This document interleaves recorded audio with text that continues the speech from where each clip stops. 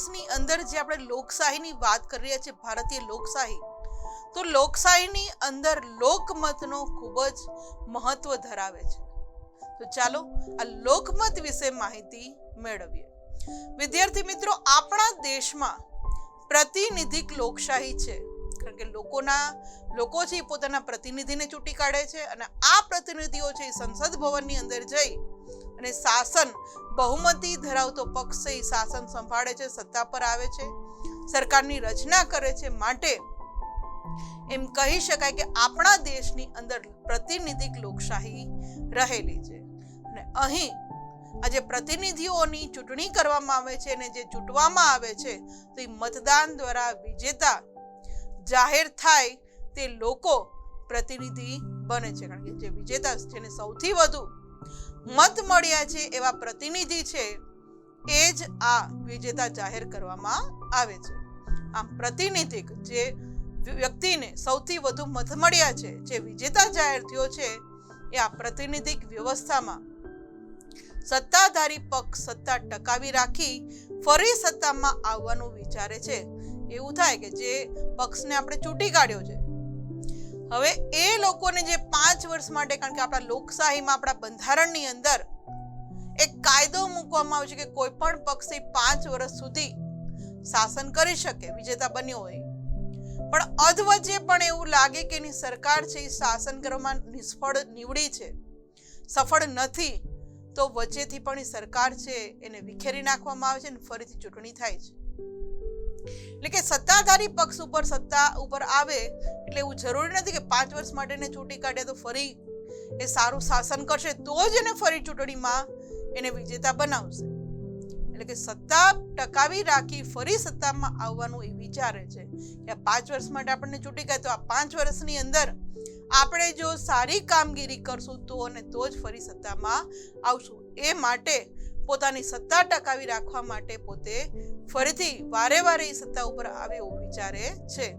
આ ઇમેજમાં જે લોકોના પ્રતિનિધિઓ આ સંસદ ભવનમાં બિરાજે છે એ આપણે જોઈ શકીએ છીએ.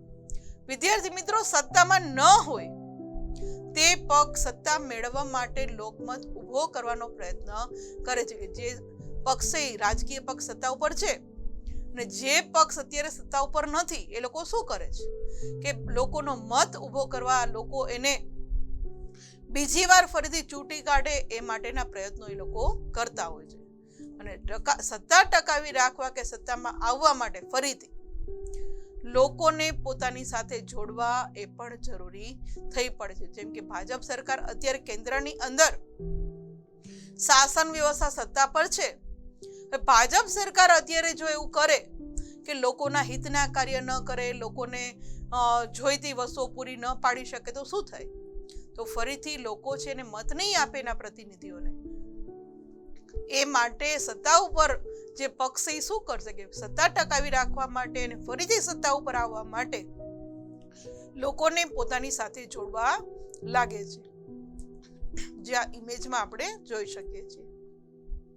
વિદ્યાર્થી મિત્રો, આપણે જે લોકશાહીની વાત કરી રહ્યા છીએ તો સરકારને ટકાવી રાખવા માટે સરકારની કામગીરી, એની નીતિ કે વિવિધ પ્રશ્નો અંગે લોકોના વિચારો ઉપરાંત લોકમતને ધ્યાન રાખવું જરૂરી થઈ પડે છે.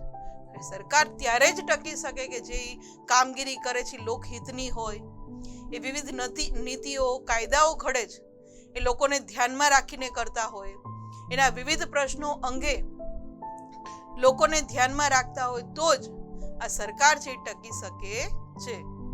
લોકમત છે વિદ્યાર્થી મિત્રો રાજકીય પક્ષો, પ્રતિનિધિઓ અને સંગઠનો માટે ખૂબ જ મહત્વનો થઈ પડે છે, ખૂબ જ જરૂરી છે.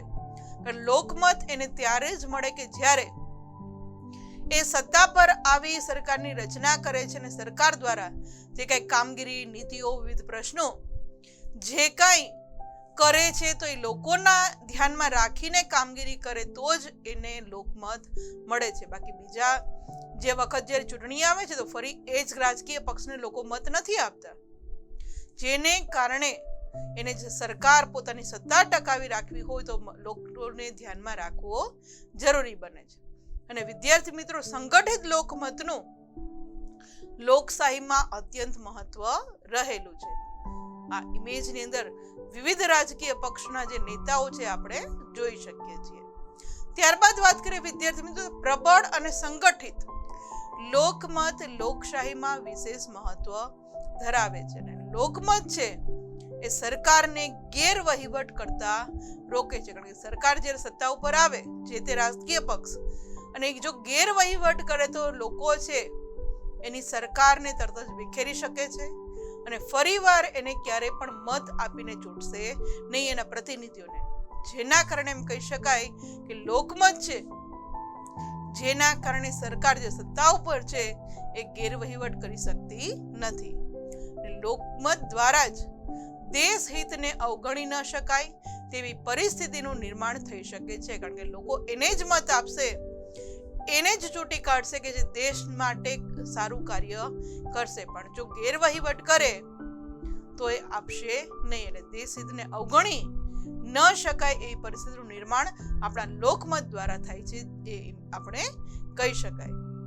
આગળ વાત કરીએ વિદ્યાર્થી મિત્રો, તો જાગૃત, બુદ્ધિશાળી અને માહિતગાર નાગરિક જે હોય એને સરકાર ભરમાવી શકતી નથી.